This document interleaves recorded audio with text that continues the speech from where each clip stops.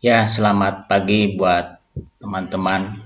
Sekarang mungkin ada sekitar 75 orang lebih berdoa kepada Tuhan. Bersiap-siap sebentar lagi. Saudaraku, kalau kita berdoa tentu ada musuh di belakang kita yang mengintai kita supaya kita apa yang kita doakan tidak berkuasa ataupun tidak berhasil. Nah, kita perlu tahu siapa musuh itu ya. Mari saudaraku, kalau saudara boleh lihat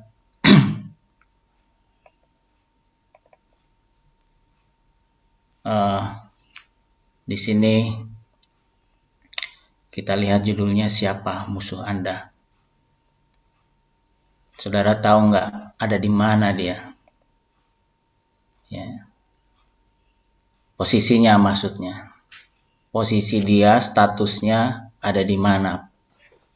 Apa kata firman Tuhan? Kalau kita tahu, kita akan berdoanya sangat powerful, saudaraku. Kalau kita tahu posisi kita ada di mana, posisi musuh kita ada di mana, maka kita membuat satu strategi. Sebenarnya firman Tuhan katakan mudah mengalahkan dia. Ya, hari ini kita berdoa, kita mau lihat hasil daripada doa itu sendiri. Mari saudaraku, kita baca firman Tuhan. Ya. Firman Tuhannya adalah Lukas 10 ayat 17 sampai 19. Lukas 10 ayat 17 sampai 19. Di sini judulnya kembalinya ke 70 murid. Kita lihat murid-muridnya punya musuh. Tapi pada waktu dia melakukan peperangan, dia mengalami kemenangan. Mari kita baca ayat 17.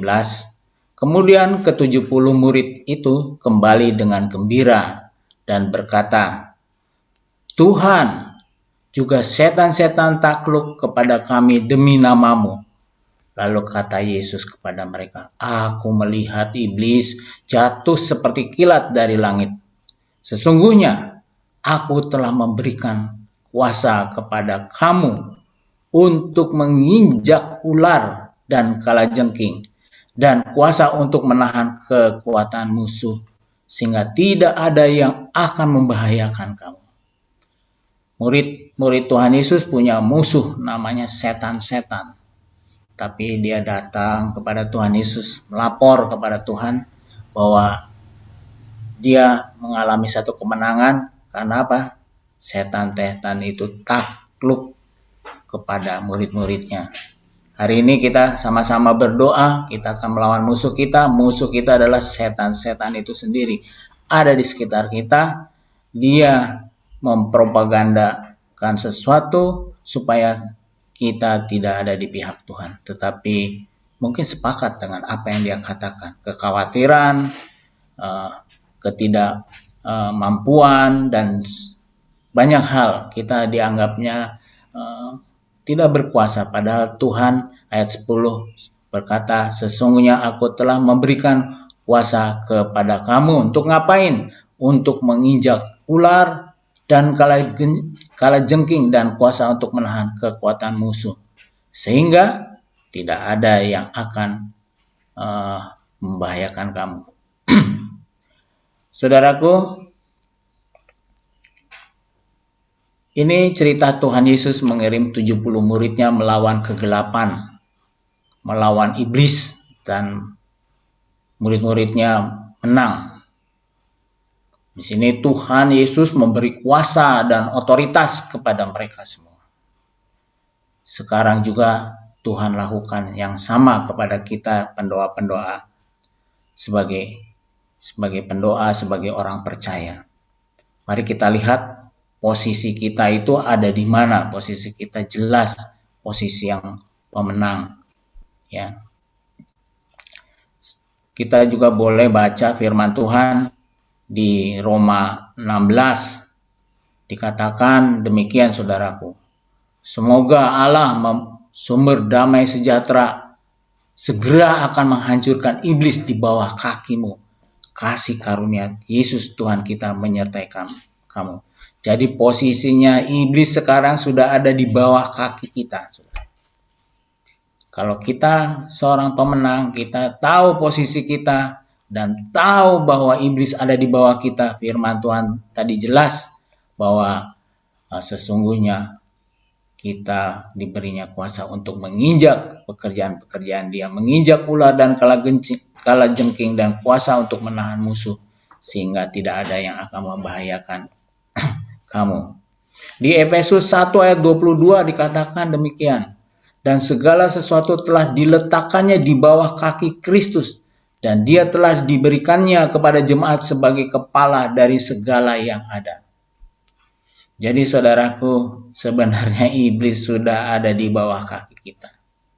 Kita sering tidak tahu posisi kita, bahwa sebenarnya kita ada di atas bersama kuasa Tuhan Yesus Kristus. Mari hari ini pendoa-pendoa kita pakai posisi kita untuk menghancurkan pekerjaan iblis. Pekerjaan yang merusak pekerjaan Tuhan di gereja Tuhan, yang merusak rencana-rencana Allah di dalam gereja Tuhan. Kita mau ambil bagian sebagai murid-muridnya Tuhan Yesus yang berkemenangan itu. Jadi saudara, kita bisa tulis di status WA kita adalah pemenang. Kita adalah mempunyai kuasa. Status Anda ada di atas kerajaan kegelapan. Tugas Anda adalah menginjak iblis. Kita sedang berperang melawan iblis. Dengan apa? Tentu dengan pedang roh, yaitu firman Tuhan. Di sana ada otoritas. Di firman Tuhan dikatakan, pakailah perlengkapan perang Anda yang diberikan kepada saudara dari Allah Bapa. Di Efesus 6 ayat 14 sampai 17. Di sana ada berikat pinggangkan kebenaran, berbaju jirahkan keadilan, kakimu berkasut kerelaan untuk memberitakan Injil damai sejahtera, pakai perisai iman, ketopong keselamatan, dan pedang roh, yaitu firman Tuhan. Hari ini kita sedang nggak membahas perlengkapan itu, tetapi saudara berposisi sekarang, membicarakan posisi Anda adalah sebagai orang yang menang, yang kerjanya adalah menginjak iblis. Makanya saudaraku, harusnya saudara bangga setiap pagi ya diajak oleh Roh Kudus untuk berdoa bersama. Ajaklah teman-teman Anda, ajaklah anggota keluarga Anda, anak saudara, siapa yang ada di rumah Anda, kita sama-sama. Semakin banyak kita berdoa, semakin bagus, karena kita tahu posisi kita adalah ada di atas dan iblis ada di bawah kaki kita, dan kita sekarang mau menginjak-injak pekerjaannya iblis. Saudaraku, Tuhan Yesus dalam melawan iblis selalu memakai firman Tuhan. Selalu dia. Coba, apa kata Yesus waktu dia dicobai di padang gurun oleh iblis? Yesus selalu berkata, apa kata firman Tuhan? Jadi sama itu juga yang harus kita lakukan sekarang. Kita lawan dengan pedang roh, yaitu firman Tuhan. Oleh karenanya saudara, bacalah firman Tuhan dengan setia setiap hari. Berapa banyak saudara membacanya? Semakin saudara tidak membaca, semakin mungkin tidak tahu posisinya ada di mana. Oleh karena itu, bacalah firman Tuhan dengan setia setiap hari, supaya kita tahu firman mana yang akan diperkatakan kepada iblis. Jadi saya mengundang, selain kita berdoa pagi hari ini, kita suka berdoa, kita juga suka membaca firman Tuhan dan merenungkannya.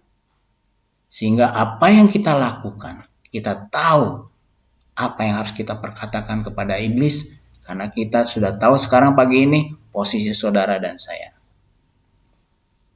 Kalau situasi tidak baik menghampiri saudara pagi hari ini, jangan lupa dan jangan takut. Anda punya otoritas atas kondisi itu. Gunakan firman Tuhan untuk melawan pekerjaan iblis. Lawanlah kondisi yang pelik itu dengan firman Tuhan. Sudah dibuktikan saudara. Kita sudah berdoa hampir 2 tahun. Kita boleh melihat kemenangan, dan kita boleh cerita seperti murid-murid yang 70 itu. berkata kepada Tuhan, Tuhan, setan-setan sudah ditaklukkan. Kalau Yesus Tuhan menang, maka saudara dan saya sebagai jemaat Tuhan, pasti kita akan menang. Mari saudaraku, pagi hari ini kita berdoa.